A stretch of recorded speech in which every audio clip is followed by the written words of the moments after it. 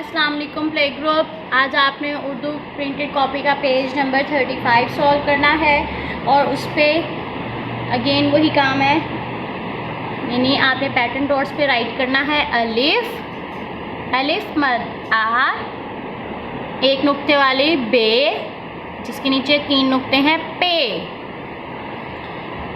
ऊपर से नीचे स्ट्रेट अलिफ मद आ, ऊपर से नीचे स्ट्रेट अलिफ और ऊपर उसके मद डाल दी, अलिफ मद आ। फिर ये स्लांट में बे आ गई, इस तरह से लाइन के ऊपर इस तरह चलना और ये स्ट्रेट, देखें नीचे एक नुक्ता, इससे देखें स्लांट में ऐसे बे और ये ऊपर बे, पे के नीचे 3 नुक्ते, अलिफ मद आ बे पे। फिर से देखें ऊपर से नीचे स्ट्रेट अलिफ, फिर ऊपर से नीचे स्ट्रेट अलिफ, ऊपर मद, स्लांट में यहाँ से स्लांट में लाइन को टच किया, यहाँ से स्ट्रेट, बे के नीचे एक नुक्ता,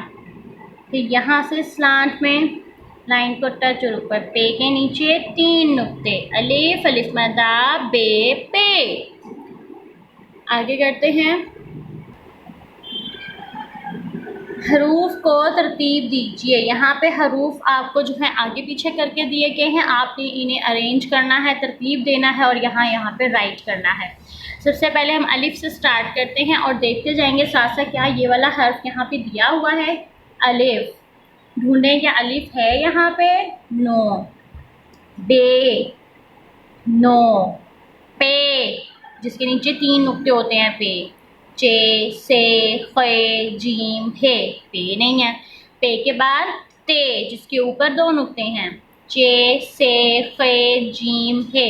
अगेन ते नहीं है, फिर आगे आता है टे जिसके ऊपर है तोएं, चे से खे जीम हे। अब देखिए टे भी नहीं है, टे के बाद है से, चे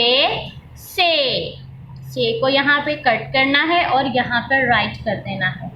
आपको पहले भी बताया हुआ है, जो खाली जगह होती है हरूफ को तरतीब में होती है, इमला होती है, उसमें आपको फुल डॉट्स या डॉट नहीं दिए जाते, विदाउट डॉट्स आपने वो काम करना है। से के बाद जीम के अंदर एक नुक्ता होता है, चे खे जीम, कट एंड राइट हेयर, जीम लाइन तक आना है और लाइन से नीचे आके बैली बनाना है और ये थोड़ा सा लाइन से ऊपर, जीम के बैली में एक नुक्ता, से जीम चे कट किया और यहाँ पे राइट कर दिया, चे के बाद हे के बाद खे को यहाँ पे कट किया और यहाँ राइट कर दिया,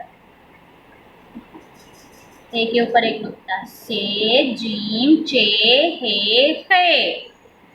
अब आपने पूरा पेज अच्छे से सॉल्व करना है। अल्लाह हाफिज।